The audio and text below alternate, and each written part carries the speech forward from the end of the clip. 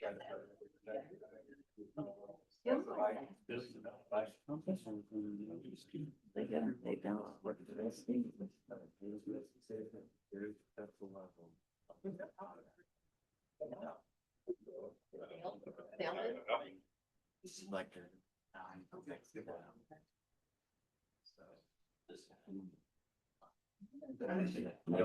nothing.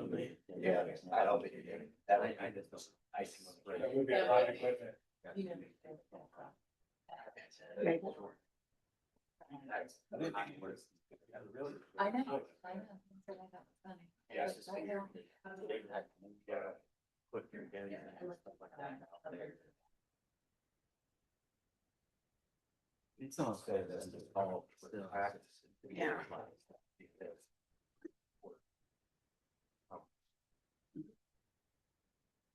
Good evening. We'll call the meeting to order, please. If you'd stand for the pledge.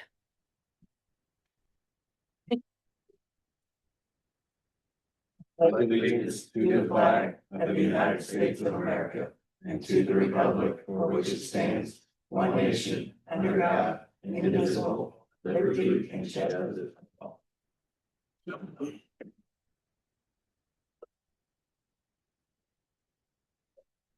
Okay. If Missy's not here tonight, I'll do roll call. Libby, Ryan, Here. I'm here. Sean, Here. Fritz, Here. we have a quorum. Okay, next up, we need to have, are there any changes to the agenda tonight? We good? We need to get a motion to approve tonight's agenda. I'll make a motion to approve tonight's agenda. I second. All in favor? Aye. Aye. Next up, we need to get approval for the minutes from the March 16th meeting. I'll make a motion to approve the minutes from March 16th, 2026. Second. All in favor? Aye. Aye. Okay, first up tonight, we have old business. Council will consider the second reading of ordinance 2026 3B. It's amendment number 2 to the Mersho SC Bodner PUD regarding Area B. Adam? All right. Good evening. For the record, I'm Adam Zaklakowski, the Planning and Building Director for the town. This particular ordinance is essentially the same that you saw a few weeks ago. It went to the Plan Commission for a public hearing and for the Plan Commission's review after it left here. And they unanimously issued a positive recommendation for it. There were just two changes that they recommended, which have been built into the ordinance before you tonight. And these were based on comments that came up during the public hearing. The first one was to clarify, gas stations are a prohibited use in the project. And then secondly, there's a requirement for a traffic study for this area B that's under consideration. So that has also been built into the ordinance. So if you have any questions, I'd be happy to address them, and the developers here as well. Thank you. Is this ordinance 2026 3B or 3C? The paper says 3C, but the meeting agenda says 3B. That's a good question. Sorry about that. I believe it's 3C. As in cat.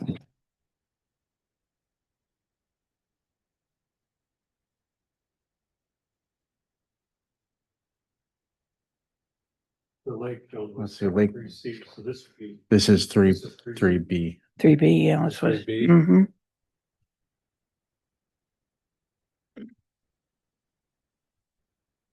Because right there, the things.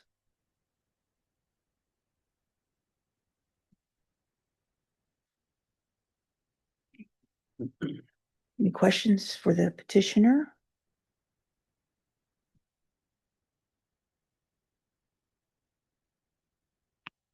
I don't have any questions. We good? Looking for a motion then. I'll make a motion to approve second reading of ordinance 2026-3B, amendment number 2 to the Mercho SC Bodnar PUD regarding area B. I second. All in favor? Aye. Aye. Opposed? Motion carries. We need to get signatures on this here too.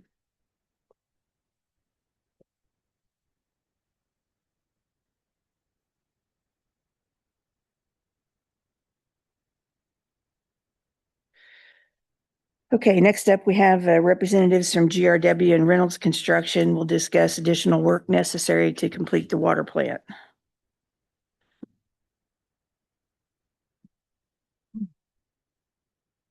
Good evening.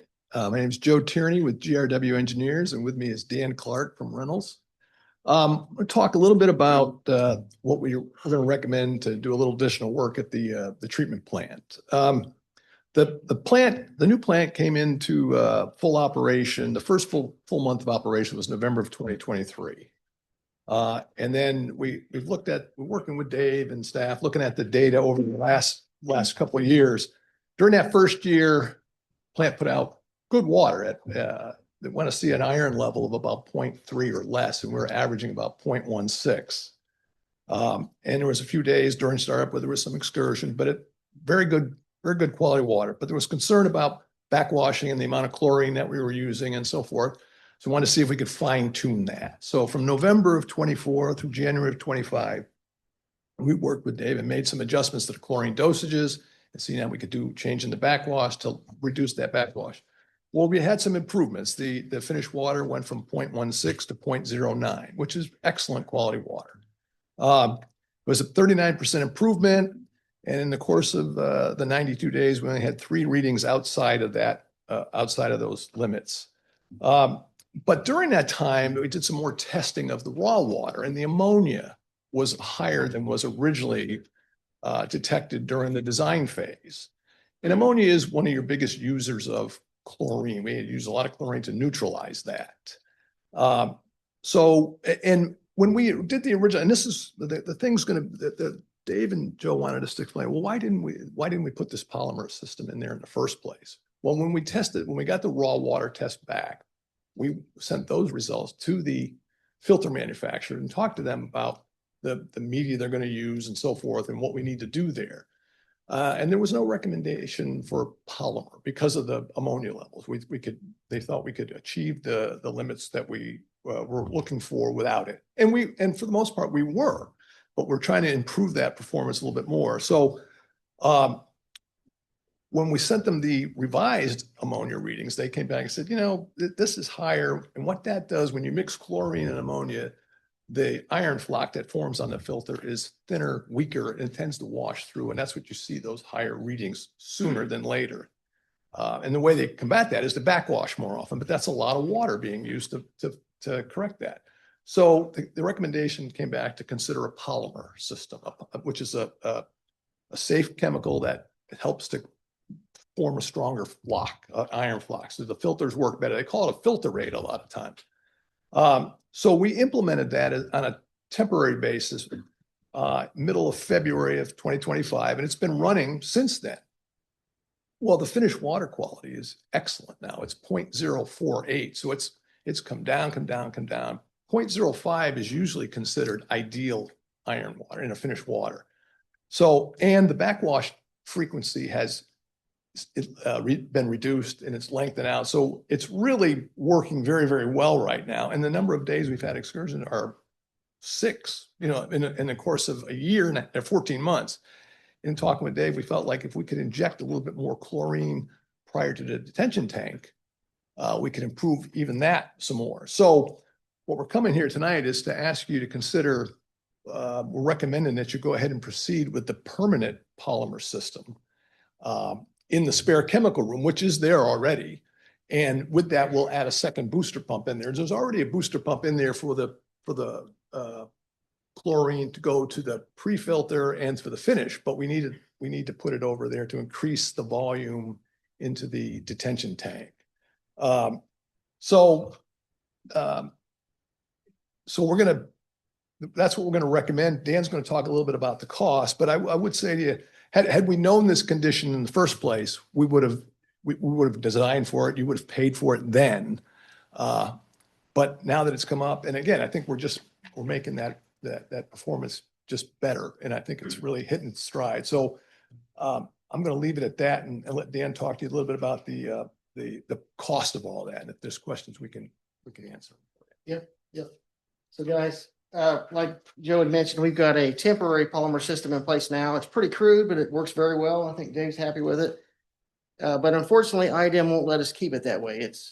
It's missing a lot of components that the permit system's required to have for IDEM regulations. So we've worked with Joe Renner and Dave Thompson a number of times and actually revised this. I think it's my third revision. But in a nutshell, and I'll distribute this to everybody or give it to Joe to distribute. But this obviously contains the cost for the temporary system that went in, but they're just the bare necessity cost for the temporary system. And then we've included, again, all these systems meet IDEM requirements. So there's backup systems. It's going to be connected to the SCADA. So Dave and other operators can see it offline or see it when they're, at home. There's safety improvements, some sidewalk improvements. Again, some other instrumentation to monitor the systems, some electrical improvements. And I'll just get to it. The final cost is roughly $139,000. Now, that's got some allowances in there. So it could come in under that, but we're projecting roughly $139,000. And that would be IDEM compliant. And I think that would set Dave up for years to come for future growth as well. So any specific questions? So tell me again why the ammonia was different. Why is it different now than what it was originally? You got wells 2, 3, and 4. Looked at the testing data originally. I can't. Joe, can you talk into the mic so it'll show up on the recorder? Sorry about that. So you have 3 wells, and we tested all 3 wells first time around. If you will, you have a low well, a middle well, and a high well as far as the ammonia goes. Second time around when they tested, the low well actually become the high well. The second high well is still high, and then the middle well still stays about the same level. Why that is, I can't tell you. I mean, the one thing is that with increased use, you're drawing further through the subsurface, and ammonia is usually from the organics that are in the soil and so forth. And that's what the well people tell us. So that could be a reason, is that, if you're not, now that this plant has the ability to put out more water, it's drawing more water. That would be my answer to you. It's not 100%, but I think that would be the reason that you see it. So it's a little higher. So, and to Dan's, it's not fun to come back and say, hey, you got to spend another $120,000, whatever it is. But the original project was $10.9 million. And so, again, had we known that, this would have been in there. So we could have added to that. It's about 1%. The polymer, the polymer is doing an excellent job. And I mean, and that cost is roughly about $4,500 a year. When you equate that on a monthly basis to the number of customers, it's less than a nickel. I mean, it's not a lot in that regard. I mean, again, I don't want to discount the money, but I think for the money, you're getting the answer. You're by decreasing the frequency of backwash, the amount of water that you're saving is going to offset a lot of that cost. Sure. So that would be that and the improved quality are 2 major benefits for that system.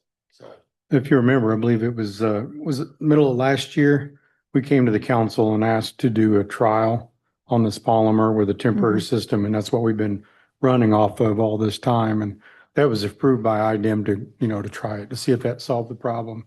And it appears to have done that. So, and now we're just looking for a more permanent solution.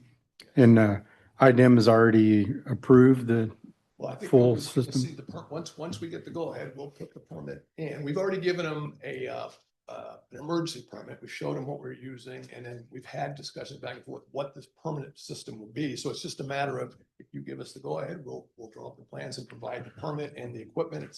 A lot of it's going to be the same stuff, but the permanent pumps and so forth. It's just a lot more sophisticated to meet their requirements. Right, Yeah. right. Sure. So it should, I think it should move through fairly quickly, you know. It's a modification is what it is to your treatment process. So, and then we've had good correspondence with them, so that it shouldn't catch them off guard. They know you're. So you guys did only 2 tests during the study? Well, they test the water all the time, but I mean, the raw water. I'm looking Well, at- for your guys' study though, to get the original ammonia level to figure Right, out. we did during the studies, we looked at what the typical MROs were, and then we had the groundwater tested just before we went into the design. The second test came during the operation of the plant. To see something different going on in groundwater. Like I said. Correct me if I'm wrong, but didn't those ammonia levels go up more after cleaning the wells? Because didn't we do some well cleaning during that time? Well, So the flows would have been a little different and the readings would have been different. By Bass and Logan. So yeah, they were clean. And again, the one well went 4 times the original Right, level. right. So for 2 studies, it was about the same. And then when we tested again a year and a half later, it was 4 times the level. Increase their capacity. Mhm. So, but it was Well, already cleaning those starting, to- wells and drawing that much more out of it is. the ammonia levels were starting to already trend up though during the studies. No, No, not during the study, no, because the water usage was consistent. We were just observing what was being, what that water. And so the ammonia levels was staying the same during all testing during the studies. During the first, I don't know, the second test past that during construction was fine. And then we tested again like a year later and then it had jumped. It jumped 4 times. And according to Dave, I think those are staying fairly consistent right now. So Dave does test that. We do ask that they do that periodically. Keep an eye on that. So if it does jump more, the system we're installing would have the capability to handle that. Now, if it doubled or tripled, that may be a different story. We may have to add another pump or so, but it's definitely got some growth in it. Again, once it's in, the capital cost to run it, very minimal. The chemicals $4 to $5 grand a year. And it's just makes a world of difference for its operation.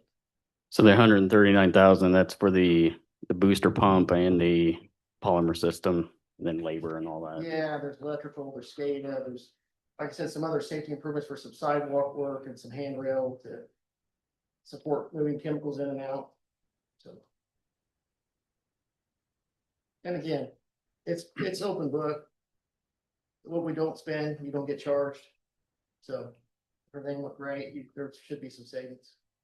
So I mean, is it typical to see ammonia levels jump up in such of a short span, I guess? I think it's, each system's a little different because it goes back to, I think, and this was from Bass and Logan, I believe, is that, as you, that one well is taking more water now and it's bringing it, that organics was brought up in the early part, is that's what you would typically see would be maybe the ammonia levels because of the increase going through the organic. So I think it has stabilized now, you know what I mean? Because, it seems like the performance is there and it just consistently now for 14 months, we've been hitting it. Yeah, I think going back though, I don't think there's a guarantee that ammonia levels won't creep up a little bit. Again, the system we're installing, it's got the capability to handle a moderate increase and still be okay. I guess is the anticipation it's gonna continue to climb, or I don't think drastically. I don't just a think- flip of the coin at this point? Different, kind of hard to predict.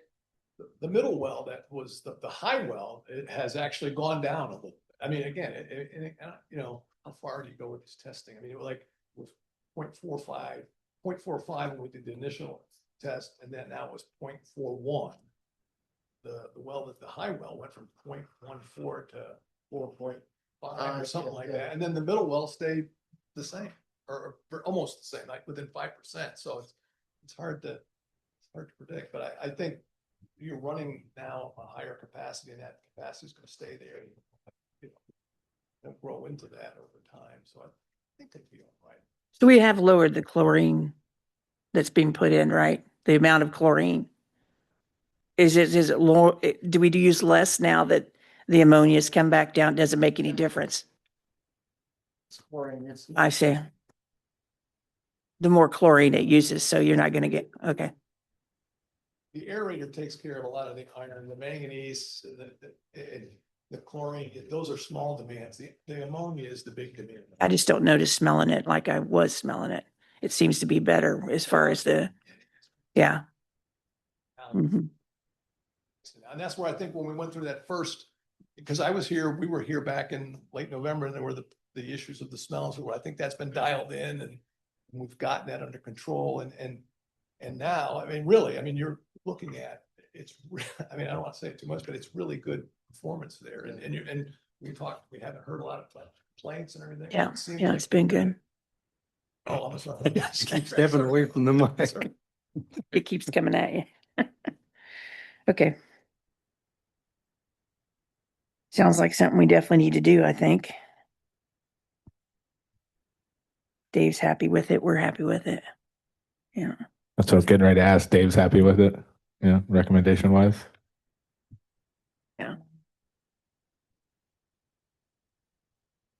Any more questions for anybody? We need a motion. Yes. For the 139. So budget wise, we're okay. Like on Yeah. that, Yeah. we're covered. Yeah. I'd probably make it up to 139, because like they said, it may not take the full amount. So that covers all contingencies and everything. I'll make a motion to approve up to $139,000 for what's it called again? The polymer, that's right, for the polymer system for the water plant. I second. All in favor? Aye. Aye. Aye. Opposed? Thank you for explaining. Appreciate it. Yep.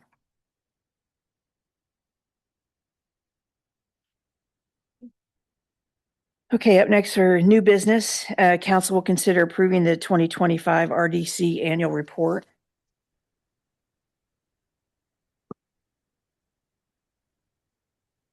All right, for this item, I'll defer to Michelle Davis, who's on the line from Cronin Associates. Hi, guys. Good evening. My name is Michelle Davis. Can everybody hear me okay?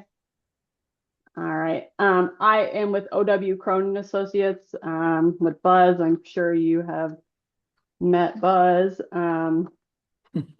So we're gathered here. So we needed you guys to gather to be able to present this to you guys. It's a new requirement. So by April 15th, the RDC has to either present or designate someone to present to the council of the prior year activities. So that's what we are doing here today. And then we will also update Gateway to reflect the 2025 activities. So I'm gonna go ahead and share my screen. I think, well, I guess I can't, but do you guys all have a copy of the report in front of you? Yes.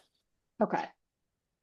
So I just kind of summarized the first page, the letter. So I'm going to go to the next page. And so the first thing we need to report is actually the 26 members, the current members. So right here we have Scott Meyer, Dan Hughie, Ed Brand, Chris McWright, Mike Kelty, and Stacy Nielsen. There are no employees being paid out of the RDC funds right now. And then it requires us to talk about the expenditures that were made in the 2025. And I'm going to go ahead and talk about the majority of, or not the majority, a big portion was the facade grant. So it looks like they spent about, they gave granted $11,023 to David Back. around 30,000 for another property for David back, and then another 68,000 for a third property for David back. And then 9,000 to the taxman Fortville, and then 14,100 to Top Notch Masonry. In total, that was about 132,000 in grants, which is pretty awesome to see you guys put that back into the community. All right, I'm going to go ahead and go to the next page because that kind of summarizes the financials. So the property tax increment for 25, the RDC received about 1.7 million in TIF. And then I talked about the 132,000 in the facade grant they spent out. They also had around 164,000 in other capital outlays, 73,000 in professional services, and then they also paid a debt service to the lofts, which are only paid to their pledge, like parcel specific. So that parcel is the only thing that goes towards paying that debt. So they ended the year about 5.2 million.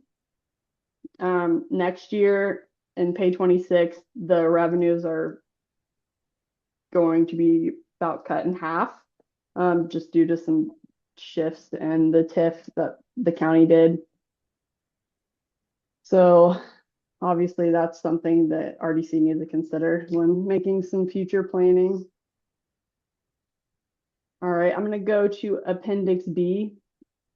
This talks about the debt that the RDC currently has. So they have two bonds, both are developer backed, or they're developer bonds, meaning that if the money doesn't come in, if the tax revenue doesn't come in, they just don't get paid back. So the top one, and they're both 100% pledged. So whatever they get, they're supposed to send right to the bondholders. And then we haven't paid anything on the Ridgeview West project yet. It should start generating increment in 26 to start paying down. And then they paid the first debt service on the Lost project. So, and then Appendix C are all the parcels in the area in the incremental AV.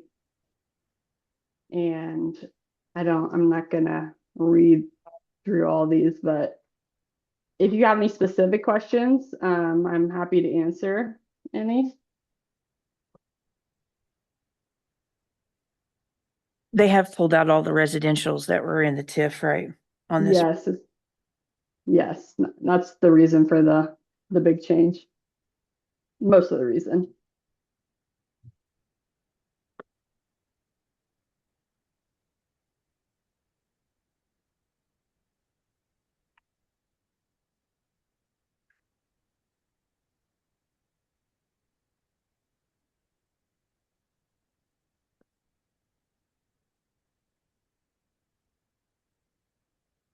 Any questions for Michelle?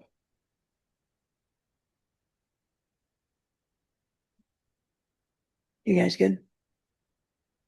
Fritz, I'm good. looking for a motion. I'll make a motion to approve the 2025 RDC annual reports. A second. All in favor?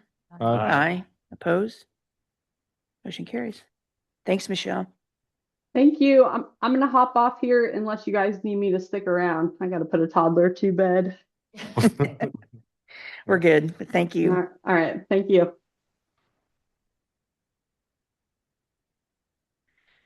Okay, up next we have council will consider a special event request from Cammie's Cause scheduled for Saturday, August 29th, and Jared Heiner is here to discuss that. Hello, everybody. Hi. Jared Heiner, 925 Linda Drive. I'm here on behalf of Because Incorporated, nonprofit. fathered, formed, and forged right here in Fortville, Indiana. And we're the group that's putting on Cammie's cause. We always have been, but now we're official, right? So we are requesting August 29th on Main Street. It's going to be a one-day event this year versus our two-day event we've been doing the past couple years, simply because the park's going to be under construction and we don't want to affect Main Street negatively in a traffic pattern or anything for longer than we have to, right? So in years past, when we included Main Street, we did not shut it down because we simply just put some acoustic musicians inside of the businesses, you know, Studio 309, the VFW, the Legion. But with it moving to Main Street, we would have to shut down Main Street for all of the 29th, which is a Saturday. We would be looking at closures probably around midnight. My stage would be coming in at around 3 or 4 a.m. to start setting up. Plan on putting this stage between Stat and Church on Main, about maybe a third of the way back, facing the tracks. And then that way I can use from behind the stage to Church Street for, you know, some band parking and some staff. And if we need some special needs type parking, we can accommodate that back there. We plan to stretch then down past Stat, past the tracks, all the way down. So we'd be looking at closing it from the light and then trying to hit those side streets as well to keep traffic off of it. I think with that setup and confirming where the stage can go, that allows us to bring the ride in straight on Stat Street. So we're just going to kind of cut right through the festival when they come back in and then probably park them on either side of Stat or on Main, leaving that open. So that'll be a really cool thing, something we haven't done before in that fashion. But yeah, we will be working with the businesses as best we can. We plan on attending the next several Fourth Fridays here. We're going to do things a little bit cleaner this year as far as social media presence, having a single event that's maybe shared on social media versus 12 offshoots of the same thing happening, right? And then everyone's confused and we don't know what it's called and we don't know where we're at. So we plan on helping facilitate all of that and just having a singular channel that the town can move through with this event. So we're all promoting the same thing the same way with the same message and just keeping it consistent. So that is what we were looking to do, shutting it down on the 29th, I would say starting at on the nose, midnight, 12 a.m., and then opening it back up probably by midnight. We would be done around 10 o'clock. Stage, that little chunk between Stat and Church might have to stay shut down longer just because they have to break down that entire stage. That usually takes them several hours and then pack that thing up and get it out of there. Yeah, we should have everything else opened up by midnight. Where Cleaned up and ready to go. were you gonna put the inflatables? Are you gonna have them this year? We're thinking we have to do something different because those inflatables on blacktop, I mean, they just get to like 180 degrees inside of those things, right? So they're hot to the touch. They're very hard to manage in that type of scenario, right?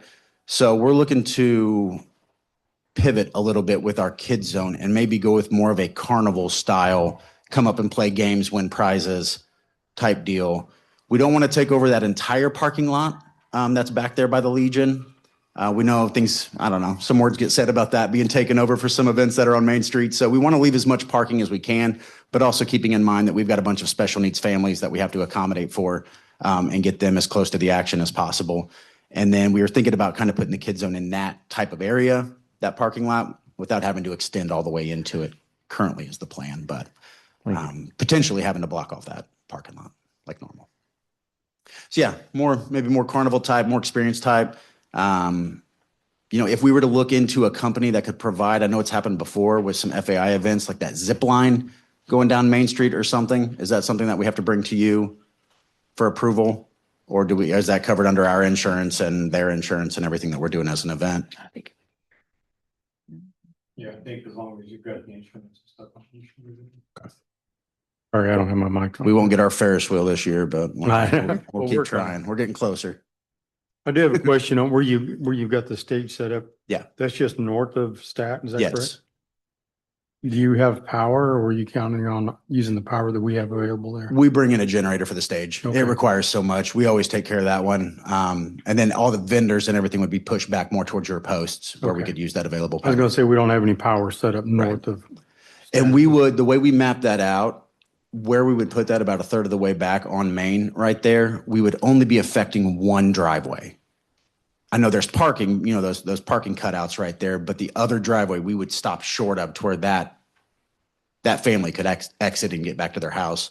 And because I think there's only the two, right? And they're almost across the street from each other. So, But you're still gonna close it north of the stage? Yeah. right? and we would man that too, that barricade. That would be a heavily manned one that my staff would be at for in and out purposes. A lot of moving traffic right there.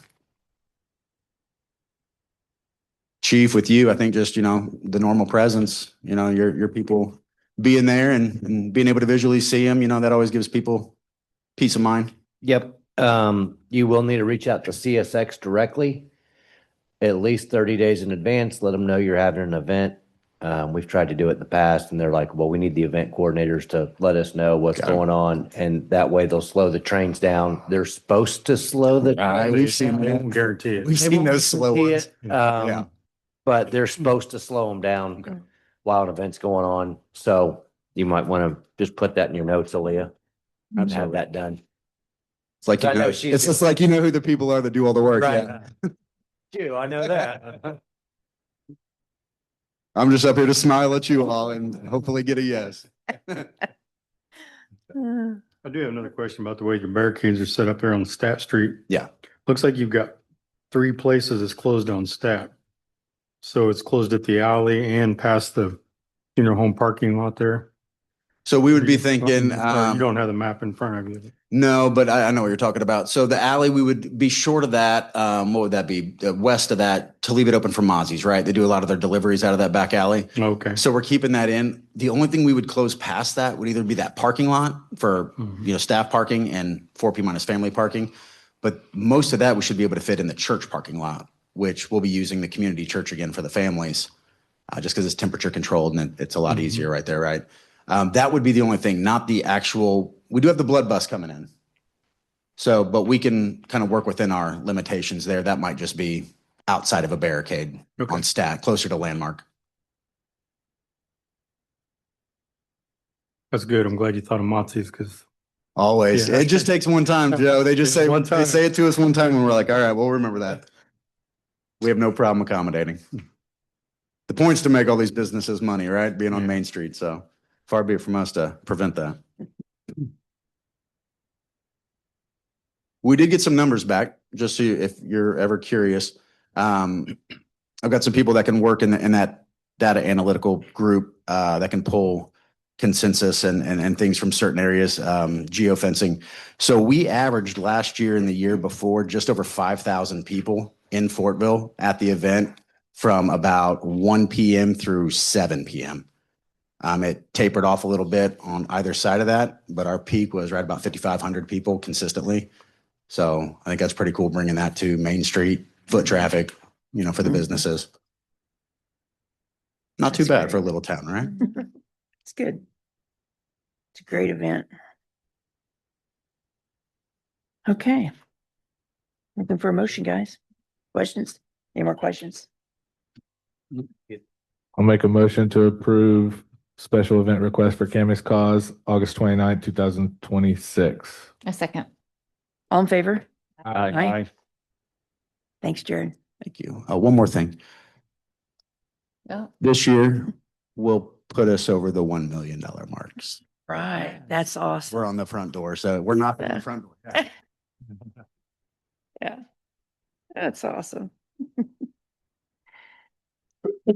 Okay.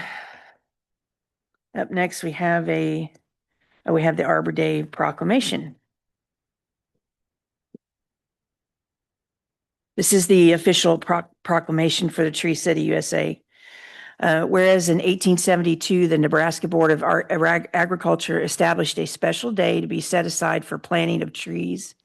And whereas this holiday called Arbor Day was first observed with the planting of more than 1 million trees in Nebraska. And whereas Arbor Day is now observed throughout the nation and the world, and whereas trees can be a solution to combating climate change by reducing the erosion of our precious topsoil by wind and water, cutting heating and cooling cost, moderating the temperature, cleaning the air, producing life-giving oxygen, and providing habitat for wildlife. And whereas trees are a renewable resource, giving us paper, wood for our homes, fuel for our fires, and countless other wood products. And whereas trees in our city increase property values, enhance the economic vitality of business areas, and beautify our community. And whereas trees, wherever they are planted, are a source of joy and spiritual renewal.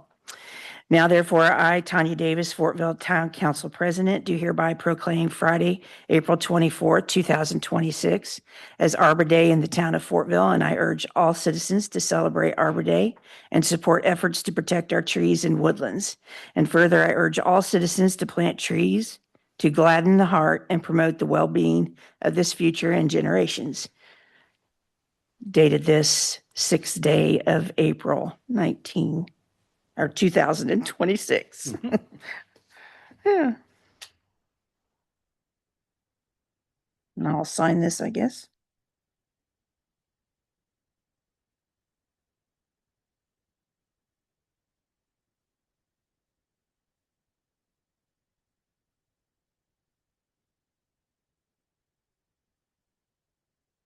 Okay.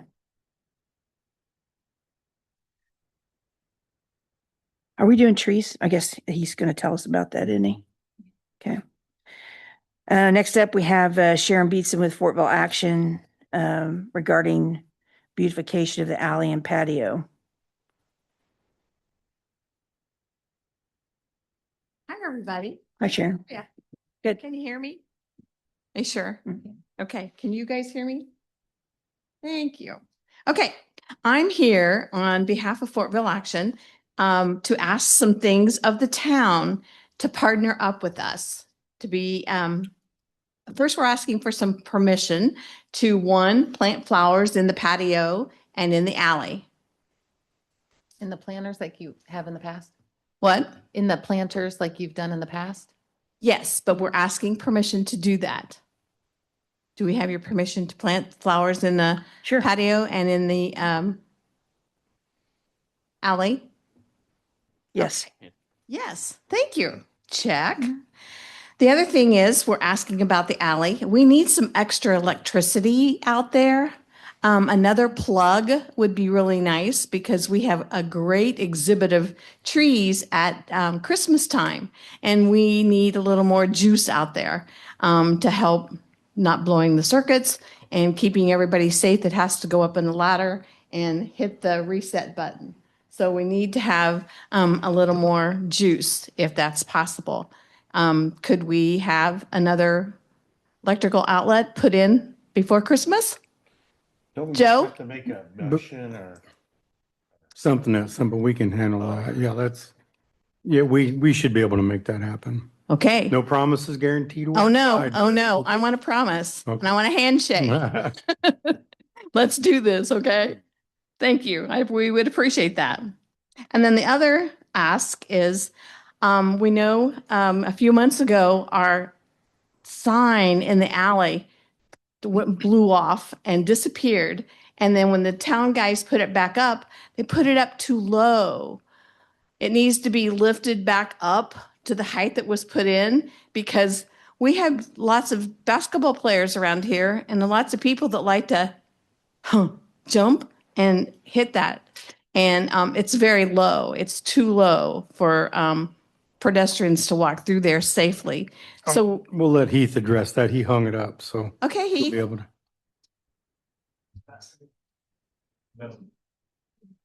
You what? We use the exact same holes that it was in. It cannot move. Well, I'm not worried about it moving. I'm not worried about it moving at all. I'm worried about people jumping up and touching it, swinging on it. That's not safe. If I can touch it, it's too low. I agree with that. Very true. So, It's not as high as the one in the back of the. exactly. And we had it put up by Take a look at it. put that up. Take a look at it. And we'd like to have it put back up the height it was. Take a look at it. Okay. Can you do that for me? We'll take a look at it. For us? Thanks. Thank you. Moving right along.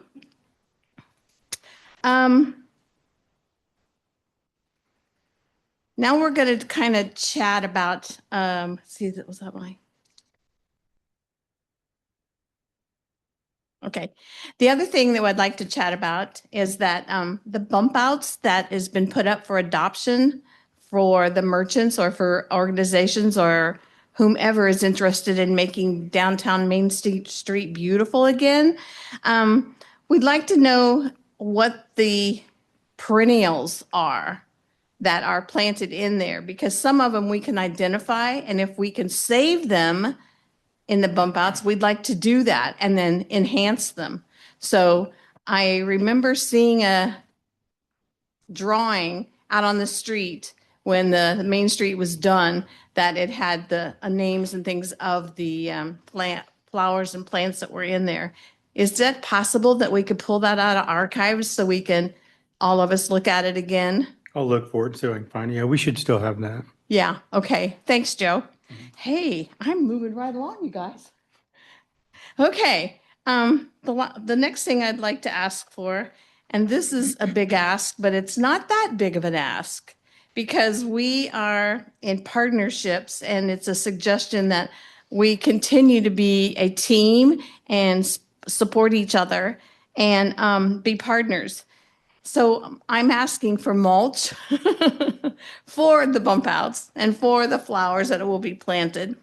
Years ago, when we did the bump out, or when we did any kind of flowers or any kind of landscaping downtown, Joe always provided us with mulch to make the place look good, and it helps the flowers stay healthy. So I'm asking if we can have that donation again for when the bump outs are going to start being worked on. Can we have some mulch? Well, I have a question first, Sharon. I missed the last meeting, I think, where maybe it was discussed at that coffee about this bump out adoption thing. So I don't know I don't understand who's in charge of.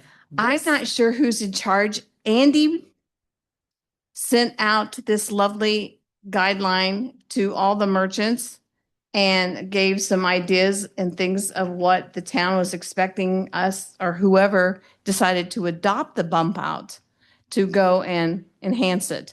So I'm not sure who is in charge, Libby. So are you speaking and going to do this on behalf of the businesses? Oh, no, I'm not a business. I am not. That's what I'm wondering. No. What your ask is. I'm because asking you're for not doing mulch for those because I know they're going to need that mulch. And I think that's something that needs, and I'm not sure what if Andy's had any response on this. I haven't heard anything about it. So then I'm just also wondering, Okay. are the businesses just allowed to put whatever they want in these bump outs? And does it have to get approved before I haven't seen that flyer. I know. So Darn it. I don't know that there was any guidelines. I think height was a major thing. 30 inches high was the only stipulation. Does anybody else remember any other? You okay with that? That's what I thought. And then No, there's no specific. Yeah, we really didn't get an opportunity to set that up because we were just discussing it, but Oh, are you? we hadn't really had a chance to do that. But Okay. I met Bob and Milda out on the street one day and saw they were already pursuing it. And I did not have any information to give them as far as what they were supposed to be there because we hadn't really clarified that Okay. here. We just discussed having, I think the we got a businesses jump adopted. start because the weather started getting Yeah, nicer. I understand and, that. I understand that. But this has come out now, so the merchants can go and decide. And I think that's something that they're debating and talking about. I'm not sure, I'm not in on that conversation. I was just asking for the other materials that they are going to need, because if we are going to do flowers and if we are going to do any kind of a bump out, we would like to have this mulch, and the big thing is water. Because we don't have spigots downtown to tap onto and to ask a merchant to carry their water buckets from their stores out to water that. I'm not even sure what the size is of the bump outs, but I know the town has a nice looking John Deere that's got a tanker and a squirter. I mean, it's there. So do the businesses want to do this or do they not want to do this? I don't really know. I'm not getting a See, good I can't feel answer here that. with, I'm sorry, I can't. Yeah, I I can't think answer we're that. putting the cart before the horse on this because we don't know what, We're we asking, don't even know if anybody's going to maintain these bump outs, if somebody's going to adopt one. I know it's been put out there for the business owners and stuff to consider adopting. right. But since it's been brought forth, before the council tonight and everybody's here and can chat about it and decide what you want to do. Yeah. Might be a good time for the council to decide direction that they would like to go with it. At the coffee last week, it came about when Andy was talking, it sounded like it was a done deal. That's why we ended up, when Tanya saw us downtown, it sounded like anybody that wanted to, because honestly, the bump outs are not attractive, haven't been. And we thought it was pretty exciting that that was going to be an opportunity for businesses or organizations to do something about the bump outs. But we didn't know that there was going to be guidelines and all kinds of stuff. We assumed, I know that FAI, if we were going to do one, it was going to look good. I assumed that any of the stores that were going to do it, Jennifer, I'm sure was going to do it. Randy Sorrell actually told Andy that he would pay for his bump out to be done. And Andy said, that sounds great. Sorrell talked to us and said, would you do that for me? And I'll pay for the flowers. That's how this whole thing started. And then all of a sudden, the memo came out with all the guidelines and directions on how to do it and how to ask for grants and whatever. Way beyond what we thought this was going to be. We were trying to do something nice. That's how this whole thing started. We realized that if there were going to be hundreds of dollars spent on the bump outs, that's why she was asking for the water. We have no way of watering the plants. If you don't want to do that, that's okay, but we need to know that. So that's kind of where we are on that. Yeah, I'm just afraid that, I mean, it's a great idea. Everybody complains about the bump outs. And the initial design was supposed to have, local plants that can handle the heat and all of that. But then when the ice comes and the salt gets put down, it gets in there and it's destroyed those plants. So, I mean, this is something we're probably going to see every year. So what is a good idea to put in those bump outs that can last and have a low maintenance and can handle the heat because it's all concrete around there. yeah. And honestly, I mean, I don't know. It always sounds like we don't have enough manpower to do anything. So then we're just going to get disappointed if they're not watering. And then the town doesn't do anything. And so right. So we're putting I feel like we're putting an expectation on the town that they won't be able to meet. And so I don't know, I haven't seen the flyer, but we do need guidelines. We want it to look, Have you seen this, Libby? I've not seen the Well, flyer. Okay. I'm reading it and it looks like whoever adopts it would maintain it. Yeah. That's the way I read it That's the too. way I take it, and water it and maintain it. Right. That's why you're Because adopting. if I'm a business owner and I take something on, I'm gonna make sure it looks good because my customers won't buy So you pizza. could put a sign that If says brought to you if I by. take something on and it looks like, so it's almost like the business owners, all they need is a plaque I out think there that's the saying, reason for the this adoption. is maintained by this business. And I'm sure Jennifer Flowers would make sure those flowers are watered. So I think the watering's not gonna be. Oh, it is an issue. It is an issue. I know, but if her flowers dies, it's gonna look on her on the plaque out there. They're gonna take. I don't think we want to shame anybody either, but, but Business. yeah. Normally they want to Sure, look good. sure. And if it doesn't, then people like. I understand that too, but it's kind of like, if you don't have any skin in the game, how are you going to be a part of what the merchants are doing? Well, we Or did whoever- spend a little over $2.5 million building all that on Main Street. So Just a minute of it. I guess That we would should- have been solved it all. Mhm. I'm just asking for, to partner up with the town so that we're doing all the labor and work. We're just asking you, one, to provide the mulch to get the thing started, and second, to water the thing on a routine basis.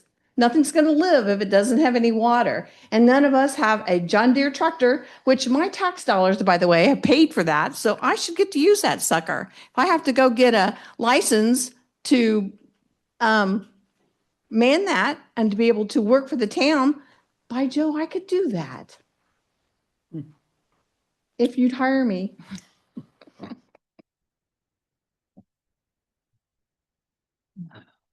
Well, I guess Can we talk about this at Absolutely, another time when we absolutely. have Yes, more I information understand. and see if we Sure. have people that are going to that are adopt them? interested in it. Mhm. Exactly. I totally Yeah, agree. I don't disagree with you. I love that everybody wants it to look better. I don't, Joe's tired of hearing me talk about it. So Sure. let's keep talking and not put it off too long, but let's Right, see if because we can spring is see coming. which businesses are involved so that we know what we're looking at. Is that cool? Well, I'll tell you, my concern is if we had a good plan, I'd go up there and replan everything and make it look nice and be done with it once. Yeah. But we get 20 people, have 20 plans, nobody likes what the other person designed.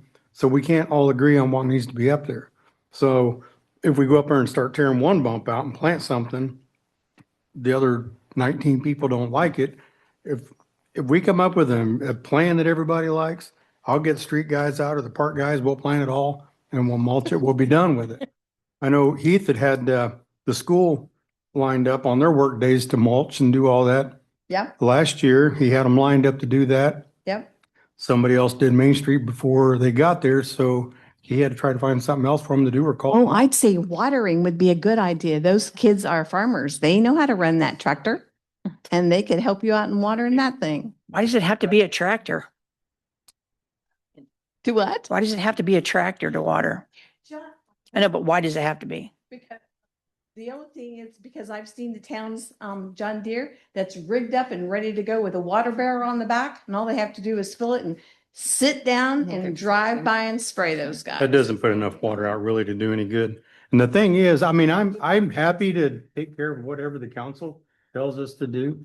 My concern is if a property owner or business owner puts a lot of money into landscaping up there and something happens and plants die, then I don't want the town to be on the hook for saying it's because they didn't water enough or they didn't do something, you know. Because honestly, when this development's going on, I got guys out inspecting. Right now they're out flushing hydrants. They got valves to turn, potholes to fill, Sure. banners to hang. I mean, there's a lot going on. And I can't necessarily commit every day at the same time. They're going to be able to be out there and do that water. Exactly. But you know what? That's what is called growth. That's what our town is doing. And we have to make it beautiful, make it safe, and enjoy it with everybody. So thank you for what I have gotten permission to have done. I do appreciate that. And we'll come back. And maybe it won't be me coming out and asking about the bump outs, but the merchants. I haven't heard anyone say yet, because it was all such a shock when it came out. So we need to talk about this of what can and cannot be done on it. And it looks like there's a date on here of April 13th. So anyway, we'll see. But those are that's something that needs to be really addressed and really looked at for all of us. And I just have one more thing. This is the legality. So it's probably for you, Alex. If somebody was to fall our trip and fall into one of the bump outs, who is liable for that? No, that's not what I asked you. I didn't give you a scenario. I just said if somebody fell, who Makes a difference. There's no, why did they fall? That's how these cases play out. It's not as simple as someone falls, you're liable, town's liable. So it depends on the facts. So I can't give you an answer. Shoot, I thought for sure I'd get an answer for you. Right on the line. Boy. That's true. That's true. Well, I appreciate your time and thank you for the things that we did get accomplished tonight, and we'll be back. If not me, somebody else will. But thank you. I appreciate it.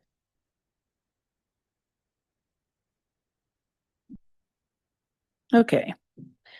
Up next, we have council to consider first reading of resolution number 2026-4A, the Fortville Parks and Recreation Master Plan for 26 to 2031. Heath?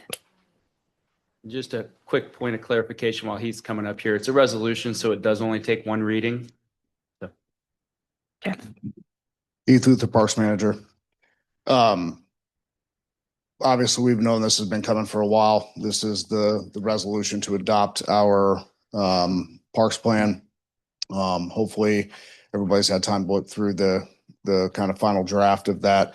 Again, I think I stated this before. It's not, while it is adopted and it is our final parks plan, it is something that we'll want to revisit from year to year, particularly with the capital improvement project, to check off any of the things that we've gotten accomplished, as well as add anything that we would like to see moving forward over the next 5 to 10 years. So while it is a document, it is somewhat of a fluid document in certain sections of that. But outside of that statement, I don't know that there's anything else that we haven't talked about in numerous meetings at this point in time. If you guys choose to adopt this resolution and adopting this initial plan, we will send this back to the DNR with the resolution and the minutes attached from tonight's meeting. They will then take a look at it and do the final approval through the DNR. At the end of the day, right now, obviously this is a plan that we will want to use when it comes to certain financial aspects like the Land and Water Conservation Fund and a couple of the other grants that are available out there. One, we don't have a park sports. We wouldn't qualify for that anyways at this point. The other half of that is a lot of those funds currently are not even available just based on everything that's happening within the federal government. The Land and Water Conservation Fund, if I'm not mistaken, is at least taken out until I think it's 2027 before they'll even look at reinstating some of those funds, just because those funds have been diverted elsewhere. So at the federal level, there's not a lot of stuff out there. When I get to kind of my portion, we've got some state stuff that we're looking at that I'll let you guys know about, but that's where we're at right now with the parks plan. So we'd be looking at adopting what we've got right now. And then obviously with the commitment, from year to year, probably, I would say we probably figure out a way to make this happen at the first of every year, then moving forward, to be able to look at our capital improvement plan and make any changes as we see fit to that. So any questions for me? What was the original year that we did this? I can't remember. 2002 was, or 2001 was the last year that the DNR had a parks plan on file. So 25 years ago. There's not been any changes since then, or has there been changes to this one? Because I noticed that parks plan is completely new. Pardon me? It's completely new from the 2001 parks plan. It was completely rewritten. Brand new. Okay. Everything new. Yeah, we started from scratch. Okay. Yep. Has this been published to the public so they can look at it? Yeah. Yes, we've had numerous meetings. It's been on the website. The first draft was on the website, and this final draft is on the website as well. Okay. All right. Thank you. I didn't know. Yep. It's a lot. It was a lot to read, but I read it. I did read it. 7 pages. Much of the stuff towards the end is a lot of the surveys and just data and whatnot, but it's about 60 solid pages of reading. So I've been very happy with the input and the help from Pros Consulting. Obviously, I had the bulk of that done, but they obviously put it in a much cleaner package, and then we're able to do and have access, since they do it for a living day to day, to the research and a lot of the demographic studies and those type of things, as well as a lot of the financial planning stuff as well, for looking at alternative sources of income and things like that. So it's been eye-opening in a lot of ways. But again, it's good, and it gives us at least a blueprint moving forward of things that we would like to accomplish. And again, as we get feedback from the public, we get feedback from the council, we can adjust some of the visionary stuff on the capital improvement plan to adjust the current needs of the town, while also trying to accomplish a lot of those sustainable projects, such as, new restrooms in the park and those types of things. So I'm going to just ask something that's kind of out of the box, I guess, but the park that we're inheriting out here at Mount Vernon North, was that 27 acres? Is that what that is? Adam, correct me, it's roughly 27 acres-ish. Yeah. Yeah, give or take. Yeah, that kind sounds of- accurate. Give or take kind of where the final decision on where property lines would be in trees and things like that. So yeah, about 27. Wouldn't that be a nice place to put the splash park and all the other, like, I mean, it's definitely a conversation. I think one of the things you'd run into over there is it's also attached to a neighborhood. Yeah, And so there would have to be a lot of work done over there as far as parking and that type Right. of thing. But again, it's on the visionary side of it. Mhm. You know, we start kind of digging into that and have funds available for, you know, a major capital improvement project like that, then we can take a look. Then it's in a floodplain too, but I don't think that matters. That could just be power washed off, but. That would be a one of the big centers where you have all the kids stuff and everything. That'd be a great place for it. Yeah, just, I know we don't have any money, but I'm just saying. We're working on. My mind still We're goes, working but I know it's hard.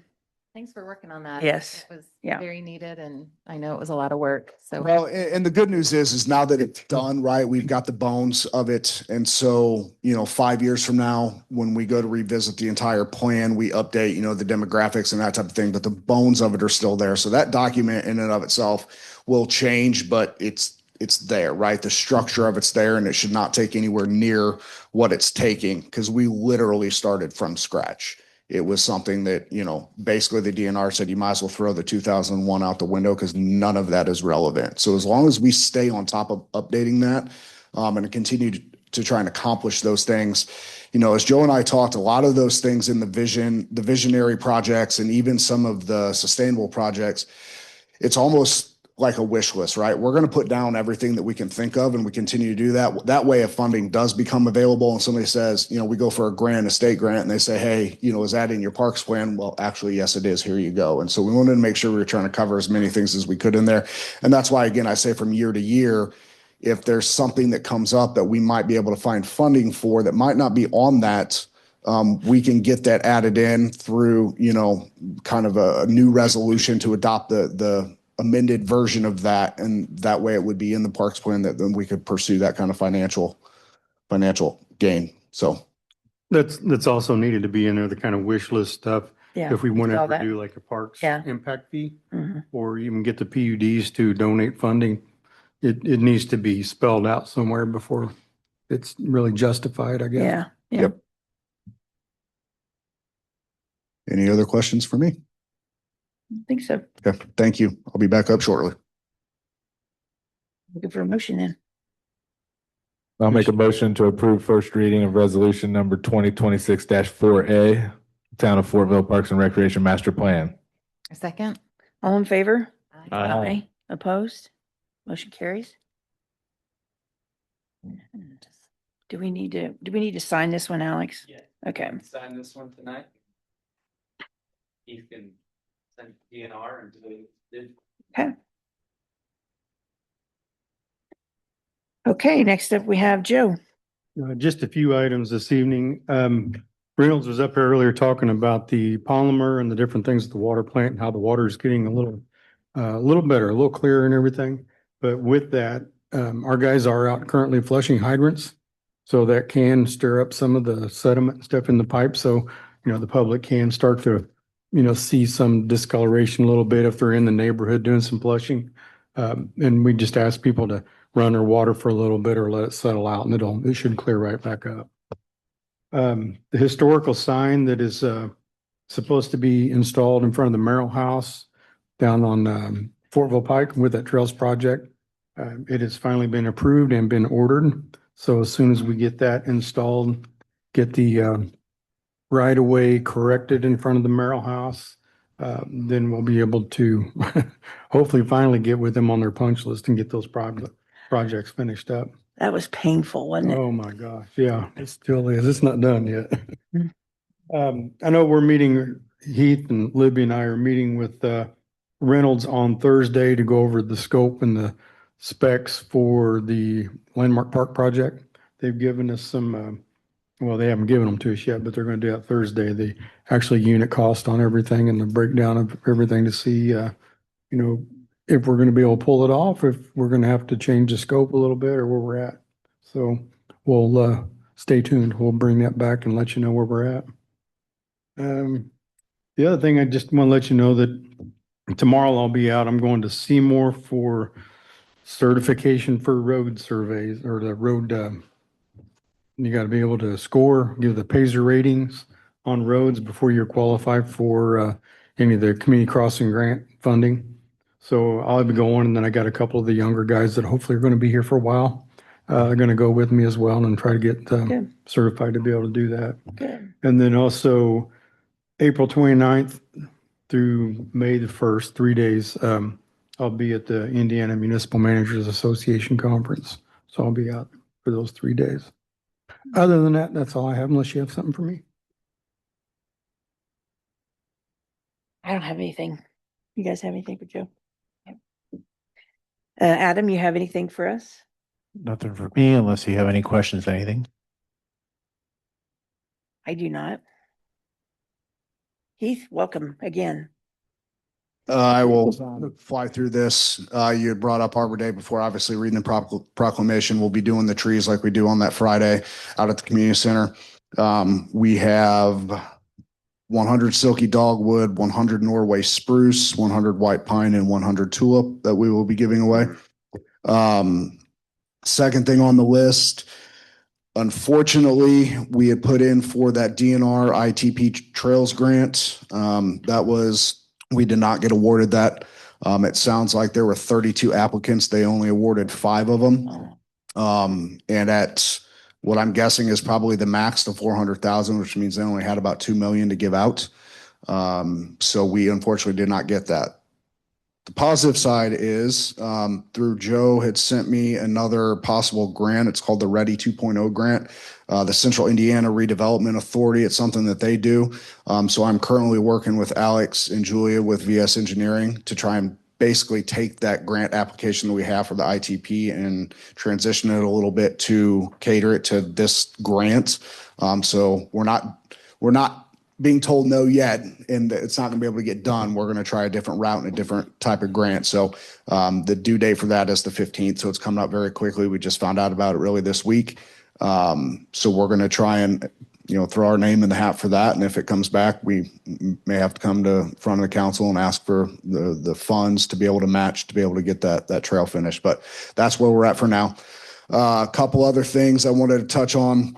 I met with Libby yesterday for a little while. The parks just kind of through the community center and just through the course of some conversation, we're going to try to put some senior activities together out at the community center, basically moving, throughout the year, starting hopefully around October, I think is what we had talked about.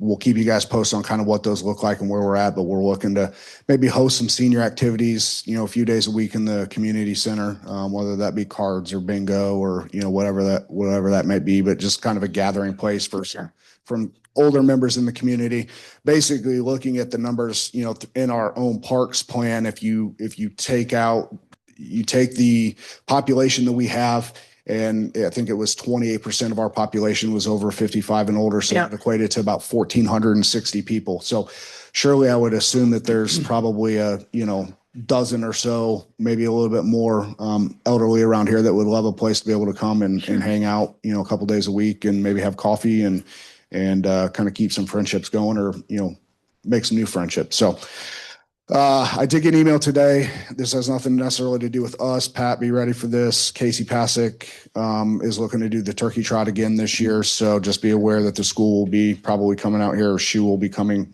representing the school, trying to do the turkey trot like they did last year.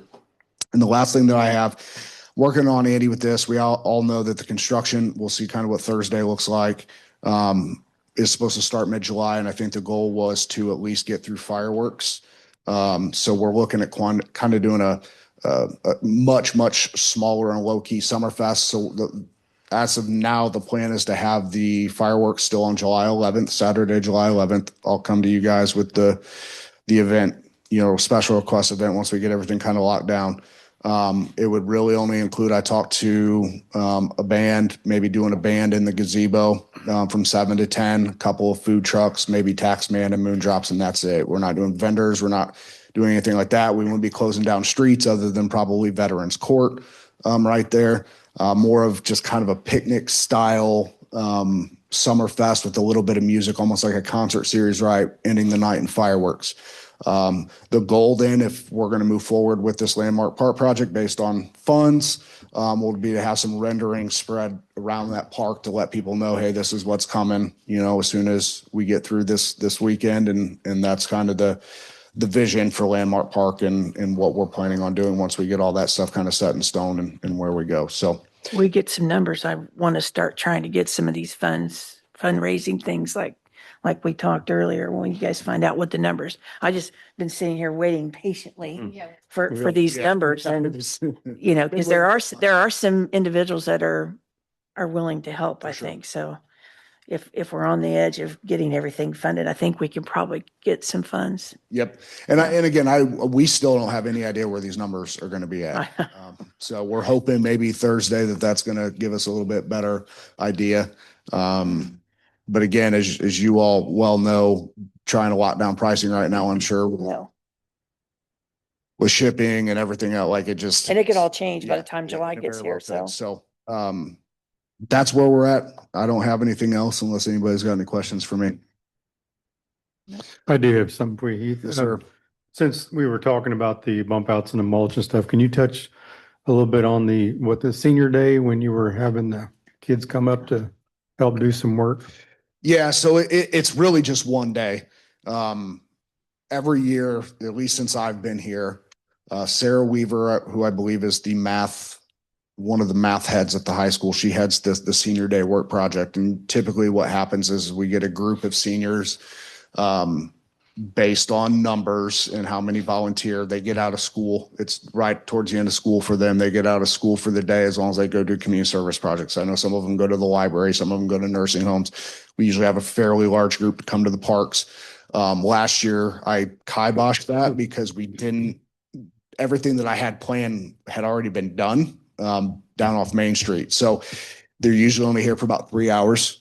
So it's not really it is productive. Let me digress. It's very productive. However, it's got to be projects that can be done within a 3-hour window, which usually mulch is a good thing, right? I'll drop off maybe 6 loads of mulch at this playground and have 6 of them over there spreading that mulch, and then, another 6 over at another playground and have them spreading that mulch. The past 4 years, up until this last year, we had a group of 6 to 8 that would go down. We would drop the mulch on Main Street. I'd grab a tractor, I'd dump it in the bump outs, and then they would spread it in the bump outs. Again, it's middle of May. Last year, it seemed like the timing of that, people wanted it done prior to the middle of May, so it got finished earlier, which kind of took those projects away from those kids at that point. So, and then the playgrounds that I had listed to mulch are the new playgrounds with the rubber surface, so we don't need mulch there anymore. So I do have some things this year for them from a playground perspective that we need to do. But yeah, that's kind of the history of that. They've done everything from cleaning trash to mulching to getting leaves out of kind of that brick drainage there along the shelter house, cleaning up, different pavilions. I mean, it's just a lot of different just kind of day-to-day tasks that we usually have them come in and do. So what I've also found is they're here for 3 hours. You typically get about an hour and 15 minutes worth of work out of them. And then they all start being high school kids and going different directions. So got to be very strategic about what we do. So don't mean to hijack your time, but since you are up here, and I forgot to mention earlier, but I'd really like to have an idea what the council thinks about the bump outs and give me some direction on what you think I should do and what we should do. I would say get rid of the mulch. So that let's put some stone down. Genuinely though, there's a real conversation with having, especially a few of those bump outs in particular, continue to get run over by semis and everything else, right? And so being able to put down some sort of stone, and then maybe the adoption is, putting the hooks with hanger baskets in there that a business can adopt, flower baskets hanging within the stone. Obviously from a maintenance standpoint, that's probably going to be some of the easiest, but to Joe's point, and I think Libya brought it up as well, you're going to continue to fight no matter what you plant in there, regardless of how hardy those plants are. You're going to continue to fight snows being piled up on top of the bump outs. You're going to continue to fight salt. You're going to continue to fight vehicles running up and over them. Kids are playing in them. Yeah, I mean, so I think it can be done. I think it just has to be, my 2 cents, it's got to be very strategic on how that looks. I'm not saying it's got to be drab, but I'm sure there's some things that we could find or see that look really good that maybe don't necessarily have the mulch that maybe cater to a truck coming over it and not having a big rut taken out of it. So just something to think about. Sorry. No, appreciate it. We have a landscaper out here that probably could tell us. Isn't the whole mediums that they're using in Fishers, they're using big rocks and placing them, the bigger round rocks. Have you driven down 116th Street and looked at their? Yeah, that looks nice down through there. I think the area, we should be able to identify the bump outs where they get driven over. In my thoughts, I'm not a landscape guy, so you can correct me. I'm a road guy. I would dig it out 2 foot deep where the trucks are driving over it. I'd put number 2 stone in the bottom of it. I'd bring it up and I'd put some fabric down and put the river rock on. That way, if the truck runs over it, Are you not? it's going to stay there. I love it. And that's, Yes, it's convenient. Yeah. Can we glue them down? I've seen some of that. we can always take a little What concrete size mortar and put in between them. What size is Fishers using in there? Have you driven up 116th Street? What size are those? Yeah, they're a lot bigger. Well, they're behind the curb and they're not on a corner. Yeah. They're going to get ran over. Yeah. So something to think about. I don't know what the answer is. Obviously this is whatever you 5 decide. We'll see what we can make happen, but just from a maintenance standpoint, that would be my suggestion. I like perennials and stone. I like art. I do like art too, but it doesn't have to be big. Now, earlier when I said you can get 20 people, Yeah. nobody will agree. I want to get 5 people up here to agree to tell me what to do. Perennials and stone. Let's go with that. Well, if Let's we make could a just vote. start off the basic and let's get a base set. Yeah. If you want rock. I agree with you. I think it should be let's done just get right. That done, and then we can add. If we're gonna do it right. Don't half it. I just want to get it Well- done right, one time. And can we afford it? The comment about, the town having skin in the game, like I said, we've spent over $2.5 million. building That's all right. that. The trees, we probably replace 2 or 3 trees up there every year. Cause I'm not so sure that they're the right tree for the. So if we fix it and make it right, we have skin in the game. Well, you know where the trees are at, and they've got those grates. I was always thinking when we put mulch in there, that's why weeds grow in there. I was thinking putting thick fabric down, then put river rock in there. That way to keep the weeds from popping up around the trees. It might be easier.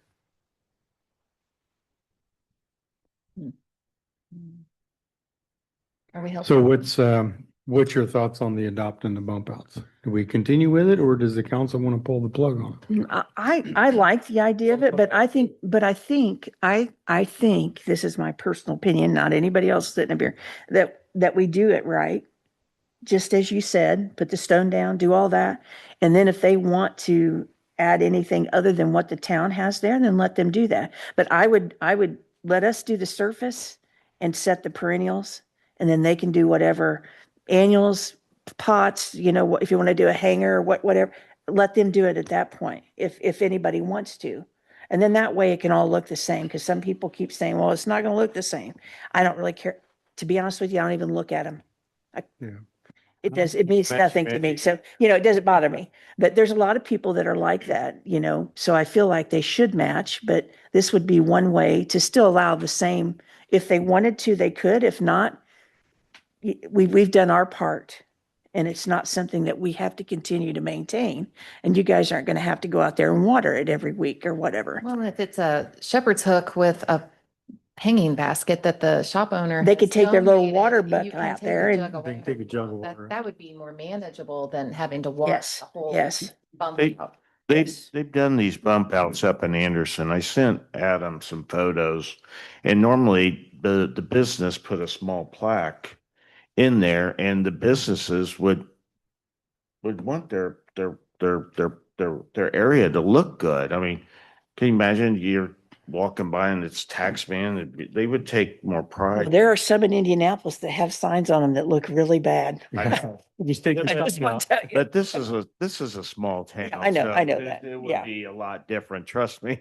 And if they want to adopt, they should put their sign in it and say they adopted it, then they can take pride in it. But I think if we put the base there, I agree. I say put the base in. yeah, and then let them, that's my opinion. What is the base? What you just said, the stone. Mulch. Dig 'em- no mulch. Get rid of that mulch. Because that's maintenance, it's more maintenance that we have to do. You stone them once, you shouldn't have to do it again, right? So if you put that much stone, how would you have flowers growing in it then? No flowers. The only place I'd Oh, put that no, deep you stone- don't put. But I'm trying to. You Just gotta where it gets ran grow. over is the only place I'd put deep stone. Yeah. The rest of it, you just put it enough to cover the fabric. And it Yeah, could be- perennials will grow in the rocks. So You just dig it just gotta out, block yeah. them out. This Yeah, I one- like the idea of bushes myself, some sort of green bushes and then the shepherd hooks for some sort of Mhm. color. If somebody wants to maintain it, they can do I that. think there's some ornamental grasses out there that aren't tall, aren't there? Yeah, the problem is the way some of those bump outs are designed, they'll go down real narrow. For the longest time, we got curb and sidewalk and it'll even be hard to get rock in that area. It's so Right. small. Right. So let's take it all out and sod it. And we'll go up and mow it once a week. Oh, my God. I'm That'd be a kidding. bad thing with that I'm old kidding. mineral grass. They'll have it blown off. Oh. But yeah, put some aspen. I just want to get away from us having to touch it, Yeah, I concur. because we won't have this conversation anymore. And I don't mind touching it and fixing it and doing what needs to be done. I just need direction Right. and not 20 different directions. Yeah, let's I have guess one I'd of like to those. see some options, I guess. And, I didn't even get the. Let's get some I don't remember prices. Seeing the thing that she had, that memo. Did we get that? Yeah, well, Andy sent it. He did send it out, but yeah. This is what Anderson's done. And just so y'all know how that happened, that's because of me. Because I was out and I don't want to say caught, but they were out approaching the businesses while I was there and put me on the spot, asked me if they could do it. And I said, we didn't finish the discussion. We brought it up, but nobody decided. I said, I don't think there's a problem with that. But I came back, told Joe, I said, Andy needs to put something out right now because they were going to every business in town. This one. Fortville Action, I'll just say Fortville Action. And telling them things that probably, no, we had not decided on. So that's why As far as Andy. nobody's really adopted any certain median or anything like that. Do you want to continue with that or do you want to pull that back? Said you never be able to dig anything back up. I'm looking for direction. I'll do whatever. I think at maybe the business meeting this month, we should address it. And I think we should be ready to address it with whatever we decide we're going to do. So Which you're going to do the base. that'll be after our next council meeting, right? So I think we should, as a council, decide, I guess, what we want, if that's the way you want to. I'd like a consensus from the Yeah. council on which. And then we can announce it at the business meeting and get all the questions answered. Maybe we'll be prepared to do it then. Sorry, Heath. Thanks, Heath. Instead of mulch, they can put down. Do you have something to say about it? Or would like to say, what's your opinion? Do you have one?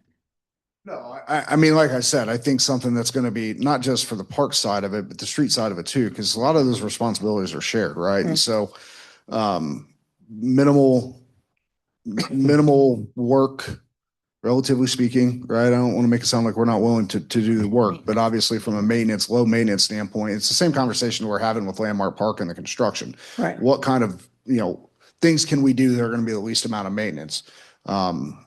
While yes, the town is growing, it's not going to the point where we're hiring 5 more people, right? So I don't necessarily think we have a problem with doing the work, but to Joe's point, I think between now and maybe the next meeting, maybe there's some options thrown out there of different, whether it's the bigger rock like Fisher's has, whether it's River Rock, something that maybe everybody up there comes to a consensus on, and then from there we can. Can we pull that stuff together before the next meeting, and then maybe we can decide?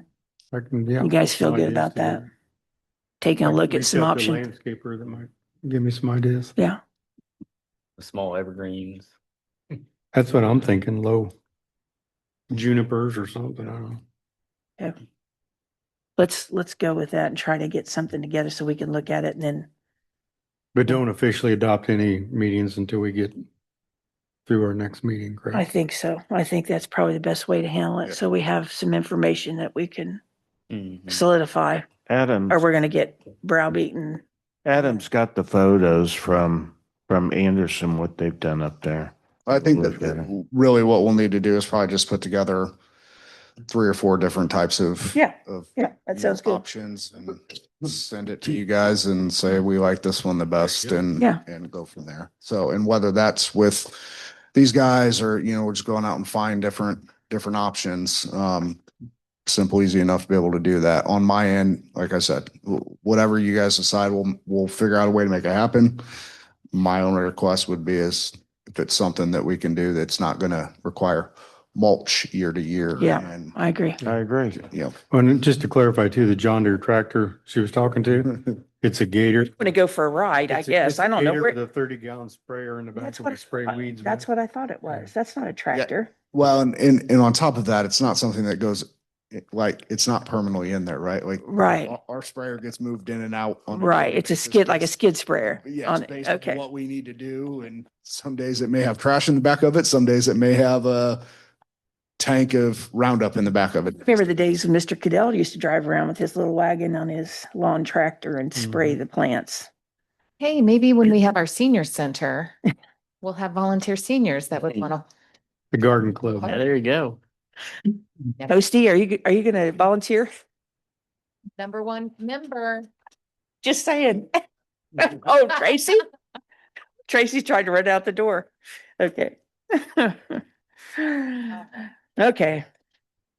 Pat, you got anything for us? We have an upcoming police commission meeting that everyone is more than welcome to attend. That's all I have. On behalf of the Fortville's Farmers Market, would you be interested in having an officer at the farmers market once? I mean, could you, or is, I could call dependent. Normally during that time frame, we have 3 officers working, but if there's a domestic and an accident, you lose all 3 officers. Is it something that I'm going to get a lot of volunteers to come in to get comp time to go sit at a farmer's market? Absolutely not. I know that. It was just a question that we was brought I up at mean, one of the meetings. And If we need to have them swing by through the times of the farmer's market, I can certainly add that to our extra patrol list. If they're not busy, hey, swing by, the farmer's market if you can and see, whatever, make yourself seen. I'd be happy to do that. Okay. But I can't promise you unless I just detail an officer out and then. Well, I don't want to put any undue, I understand the situation. I just want It's to, just call dependent. I mean, some nights they may not have any calls from 5 to 7, but some nights they might be running rampant. So, okay. But I can definitely put it on the extra patrol list of, hey, during Just a couple times during the, yeah. Swing through and do all that. Just take a walk through maybe. Could they do that? Yeah. Okay. Yep. I will pass that on. Okay. And when is that starting? Usually in The last Thursday of the month, isn't it? April. Are they going to start in April this year? Is that still going to be on Veterans Court? No, it's going to be out at the township building in the parking lot. Oh, well, the fire department can. Okay, well. Stuff like that. Everybody knows a fireman. Okay. No, we'll be happy to, I'll try to get people out there to swing through and do that. Okay. Missy is not here. Alex, do you have anything for us? I do not, unless you have questions for me. I do not. Anybody? Public comment? We cleared the room almost. Scared them away. You guys don't have a comment? Okay. Oh, Concrete and full. I'll vote for Toasty. You can drive right Yeah.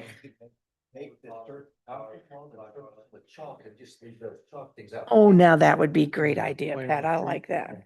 Then they'll get run over by the truck.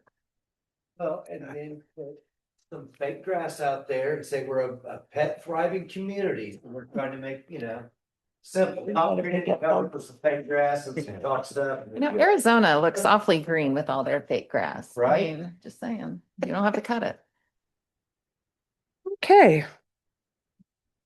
Libby, Is this our first council meeting since our basketball team won? it is, yes. I stole your thunder, didn't I? Yeah, so proud of them. That's it. That's all I got. I don't have anything. Should we make an announcement about that? Are we set for it? Up to you. You don't have a guarantee? Yeah, let's wait. We're going to invite them to the council meeting. The team's going to come to the council meeting, our next meeting. Hopefully, they're going to be invited. So, yeah, to help celebrate their big win, so. Like to the White House, huh? I know, I'm so happy. They're going to the Pacers. Yeah, oh, that's great. That's cool. Should have negotiated national champion ticket for tonight. No kidding, no kidding. I don't have anything else. I'm good. I'm good. Okay. Need a motion to approve and sign vouchers. Make a motion to approve and sign vouchers. I second. All in favor? Aye. Aye. I will make a motion to adjourn at 8:05. Second. All in favor? Aye. Aye. Thanks, guys. Thanks for coming.